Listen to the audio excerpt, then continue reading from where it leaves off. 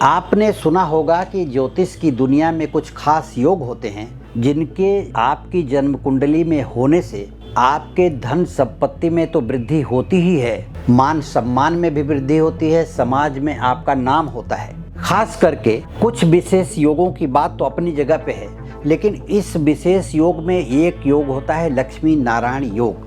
जब भी किसी व्यक्ति की कुंडली में जन्म से लक्ष्मी नारायण योग आ गया हो तो उसकी बात ही कुछ निराली होती है, लेकिन गोचर में चलते हुए भी लक्ष्मी नारायण योग जिस समय बन जाता है उस समय व्यक्ति मालामाल होने लगता है और इनकम के नए नए स्रोत अपने आप मिलने लगते हैं। तो आइए आज हम इस वीडियो में आपसे बताएंगे कि लक्ष्मी नारायण योग कब होता है, किस तरह से होता है और उसके फायदे कैसे होते हैं और वो फायदा लिया कैसे जाएगा, इसका उपाय भी मैं आपको बताऊंगा इस वीडियो में। नमस्कार, मैं ज्योतिषी आर्य सोनी पिछले 40 वर्षों से यंत्र मंत्र तंत्र रत्न दान दक्षिणा पूजा पाठ होम हवन जप तप और रुद्राक्ष के द्वारा लोगों की समस्याओं का समाधान करता आ रहा हूँ।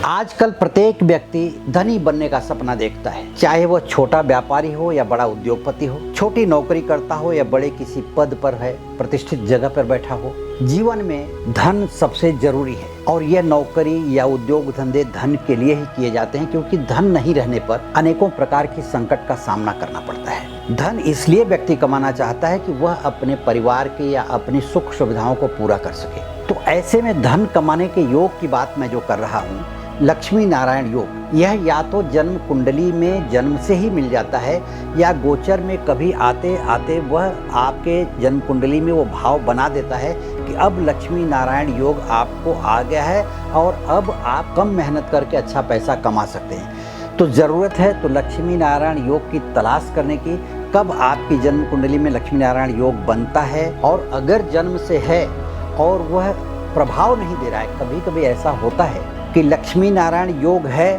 उस पर गुरु की दृष्टि पड़ रही हो तो लक्ष्मी नारायण योग और जागृत हो जाए तो तत्काल जागृत होता है। लेकिन कभी कभी ऐसा होता है कि लक्ष्मी नारायण योग आपकी जन्म कुंडली में है या गोचर में जन्म कुंडली में आपके बन रहा है, लेकिन उस पर किसी अशुभ ग्रह की दृष्टि पड़ जाए या अशुभ ग्रह साथ में आ जाए तो उस लक्ष्मी नारायण योग का जो महत्व है वो घट जाता है, वह प्रभावहीन हो जाता है। तो ऐसे में आज हम ज्योतिष के मार्गदर्शन द्वारा जो ज्योतिष हमें बताता है, ज्योतिष के शास्त्रों में जो लिखा हुआ है उसके द्वारा ये बताया गया है कि शुक्र और बुध ग्रह जन्म कुंडली में किस घर में बैठे हैं तो किस प्रकार का लक्ष्मी नारायण योग बनेगा। पहले घर में बैठा है तो व्यक्तित्व में निखार आता है, वह व्यक्ति धनी मानी पद प्रतिष्ठित होता है। दूसरे घर में है तो लक्ष्मी नारायण योग आप समझ सकते हैं धन की वृद्धि करता है। तीसरे में व्यक्तित्व के साथ धन की वृद्धि करता है। चौथे में कुटुंब के परिवार के साथ धन की वृद्धि करता है। पांचवें में इजी मनी और अपनी बुद्धि और ज्ञान के बल पर आदमी कमाता है। छठे में अगर लक्ष्मी नारायण योग बन जाता है तो वह व्यक्ति कर्ज में डूब जाता है। वो धीरे धीरे कर्ज तो पूरा करता है, लक्ष्मी नारायण योग उसे कर्ज पूरा करने का तरीका बताता है, लेकिन वह कर्ज पूरा होने में मेहनत लगती है, लेकिन उसे लक्ष्मी नारायण योग का फल प्राप्त नहीं हो पाता। सप्तम में बैठा है तो वैवाहिक जीवन में आता है या पार्टनरशिप करने के बाद में लक्ष्मी नारायण योग जागृत होता है। आठवें में है तो अचानक धन लाभ, आठवें घर में लक्ष्मी नारायण योग यानी शुक्र बुध ग्रह की युति है तो लक्ष्मी नारायण योग बनता है, लेकिन अचानक धन लाभ देने की स्थिति तब आती है जब उसकी दशा चल रही हो तो, या ग्रह की किसी भी दशा में अंतर दशा चल रही हो। फिर भाग्य में यानी 9वें भाव में अगर लक्ष्मी नारायण योग बनता है तो फिर वह अपने तरीके से आपका भाग्योदय करता है। किस ग्रह की दृष्टि पड़ रही है, कब जागृत हो रहा है, जन्म कुंडली देख करके ही बताया जा सकता है। 10वें में अगर लक्ष्मी नारायण योग है तो व्यवसाय में वृद्धि होती है, पद प्रतिष्ठा में वृद्धि होती है। 11वें घर में है तो अचानक अनायास ही कहीं न कहीं से अनेक प्रकार से नए नए स्रोत बताता है धन आगमन के। और 12वें घर में बैठता है लक्ष्मी नारायण योग बनता है तो लंबी लंबी यात्राओं से यात्रा करके आदमी धन कमाता है। इस तरह से लक्ष्मी नारायण योग के अलग अलग प्रभाव हैं। व्यक्ति की जन्म कुंडली में लक्ष्मी नारायण योग है ये सबसे महत्वपूर्ण बात है, लेकिन उसको जगाना, उसको उसका फायदा लेना यह आपके ऊपर निर्भर करता है। अब मैं आपको ये समझाना चाहता हूँ, बताना चाहता हूँ ज्योतिष के आधार पर कि आपकी जन्म कुंडली में अगर लक्ष्मी नारायण योग है तो उसको कैसे प्रबल करें, उसको अपनी तरफ आकर्षित कैसे करें, उसका प्रभाव आपके ऊपर कैसे पड़े, इसके लिए मैं कुछ उपाय समझाना चाहता हूँ। आप ये उपाय करें। तो सबसे पहली बात यह है कि लक्ष्मी नारायण योग अगर आपकी कुंडली में है तो किस भाव में है। अब उस भाव को लेकर के आप लक्ष्मी नारायण की पूजा करें। माता लक्ष्मी की भगवान विष्णु के साथ मूर्ति की पूजा करें। वह पूजा कैसी होगी? माता लक्ष्मी की भगवान विष्णु के साथ फोटो रख करके लक्ष्मी नारायण भगवान का मंत्र पढ़ें, और वो भी स्फटिक की माला से, क्रिस्टल की माला से।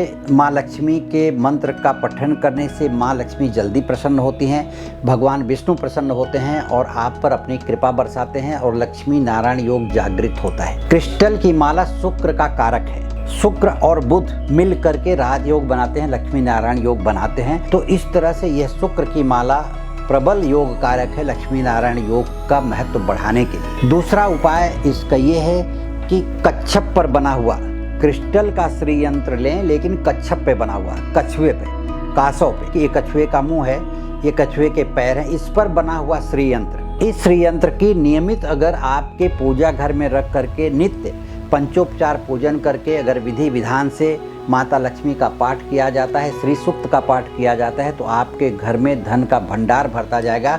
क्योंकि आपकी जन्म कुंडली में लक्ष्मी नारायण का योग है, आपको धन मिलने का योग है। जरूरत है तो सिर्फ उन्हें अपनी तरफ आकर्षित करने का।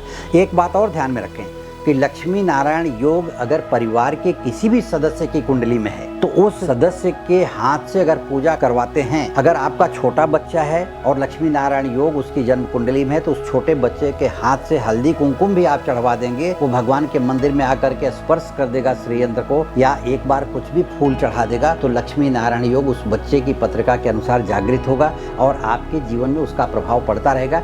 क्योंकि उस बालक की जिंदगी में धन का योग है, वह धन का कारक है, वह धन कमा सकता है। लेकिन अभी वो बच्चा है, 10 साल का है, 8 साल का, 5 साल का या 15 साल का, वो अभी धन नहीं कमा सकता।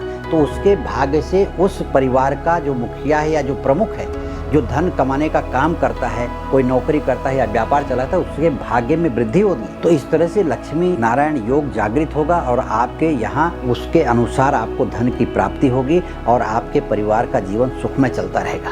लक्ष्मी नारायण योग को जागृत करने के लिए वह किस घर में है, उस रत्न को भी धारण करना चाहिए, हीरा और पन्ना धारण करना चाहिए। शुक्र और बुध की राशि का एक साथ उसके नक्षत्रों में बनवा करके ही धारण करना चाहिए। शुक्र का नक्षत्र जो होता है उसमें हीरा और बुध का नक्षत्र पन्ना, उस नक्षत्र में दोनों रत्नों को बिठाना चाहिए और उसे धारण करना चाहिए विधि विधान से प्राण प्रतिष्ठित करके, तो भी लक्ष्मी नारायण योग जागृत होता है। इसी के साथ मैं ये कहना चाहता हूँ कि बिना जन्म कुंडली का विश्लेषण करवाए हुए किसी भी प्रकार का उपाय न करें तो अच्छा है। अगर आपको करना है तो पूजा के लिए कभी भी मना ही नहीं, आप मंत्र का जाप कर सकते हैं। श्री यंत्र की जो बात मैंने किया कछुए पर, ये पूजा कर सकते हैं। लेकिन अन्य किसी प्रकार की पूजाओं के लिए मैं मना नहीं करूँगा, लेकिन किसी प्रकार का रत्न धारण करने के लिए या और कोई काम करने के लिए मैं मना करूँगा बिना कुंडली का विश्लेषण करवाए हुए। तो जन्म कुंडली का विश्लेषण करवाने के लिए या मुझसे व्यक्तिगत रूप से संपर्क करने के लिए इस वीडियो के नीचे दिए गए लिंक पर क्लिक करें। इस वीडियो को शेयर करें, लाइक करें, सब्सक्राइब करें तथा आप अपने विचार, आप अपने मन की बातें कमेंट बॉक्स में लिख करके भेज दें। आने वाले समय में उस पर भी वीडियो बना करके मैं आपको भेज सकूं ताकि आपका समाधान हो सके। नमस्कार, धन्यवाद।